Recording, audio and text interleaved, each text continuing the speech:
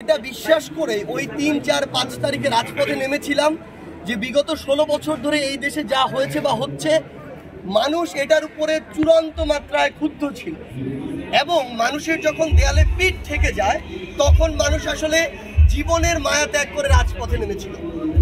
সেই জায়গায় এই যে প্রায় ২,০০০-এর বেশি মানুষ জীবন দিল, ১.৫ লক্ষ মানুষ তার রক্ত দিল, এর পরবর্তীতে এই যে নতুন বাংলাদেশ, এই বাংলাদেশে আসলে নতুন যে আমরা একটি রাজনৈতিক বন্দোবস্তের কথা বলছি, নতুন রাজনীতি কেমন হবে সেটা নিয়ে চিন্তা করছি, বারবার প্রশ্ন করছি।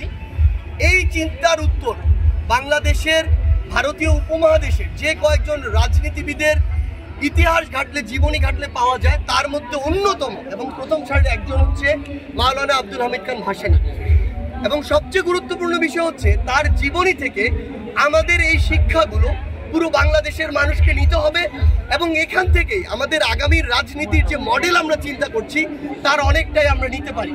সেই জায়গায় ৪ থেকে ৫টি পয়েন্টে তার জীবনী থেকে আজকে কথা বলতে চাই। প্রথম কথা হচ্ছে, আমরা আমাদের জায়গা থেকে বিশ্বাস করি যে বাংলাদেশ অবশ্যই একটি অসাম্প্রদায়িক দেশ আমরা চাই। সবচেয়ে গুরুত্বপূর্ণ হচ্ছে মাওলানা আব্দুল হামিদ খান ভাসানী একজন ধার্মিক মানুষ ছিলেন, কিন্তু এই মাওলানার কথাই যদি আমরা বলি, এই মানুষটি সবচেয়ে বেশি মর্যাদা পেয়েছেন অন্যান্য ধর্মের মানুষদের কাছে। আপনি যদি দেখেন এই মাওলানা উপাধিটি কারা দিয়েছিল, এই মাওলানা উপাধি দিয়েছিল হিন্দু ধর্মাবলম্বী ভাইরা।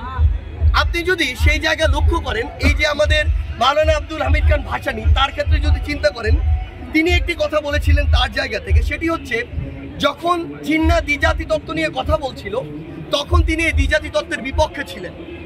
হিন্দু এবং মুসলিম এই দুটি ধর্মের ভিত্তিতে দেশ ভাগ করা হবে, তিনি এটির পক্ষে ছিলেন না। তিনি একজন ধার্মিক মানুষ ছিলেন।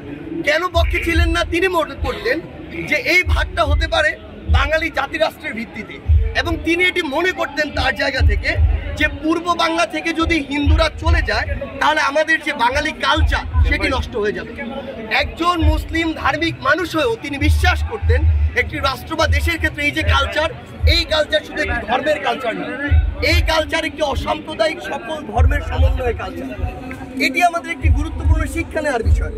আরেকটি গুরুত্বপূর্ণ বিষয় হচ্ছে, যখন হিন্দু মুসলিম এই দাঙ্গাগুলো হতো তখন মুসলিমদেরকে তিনি এভাবে শাসাতেন যে তুমি জানো না আজকে থেকে ৪-৫ পুরুষ আগে তোমার পূর্বপুরুষ কোন ধর্মের ছিল, তোমার পূর্বপুরুষ ইরান থেকে এসেছে নাকি মধ্যপ্রাচ্য থেকে এসেছে নাকি মেসোপটেমিয়ার কোনো জনপদ থেকে এসেছে, সেই জায়গায় তুমি ধর্মের ভিত্তিতে কিভাবে আরেকজনের উপর অত্যাচার করো।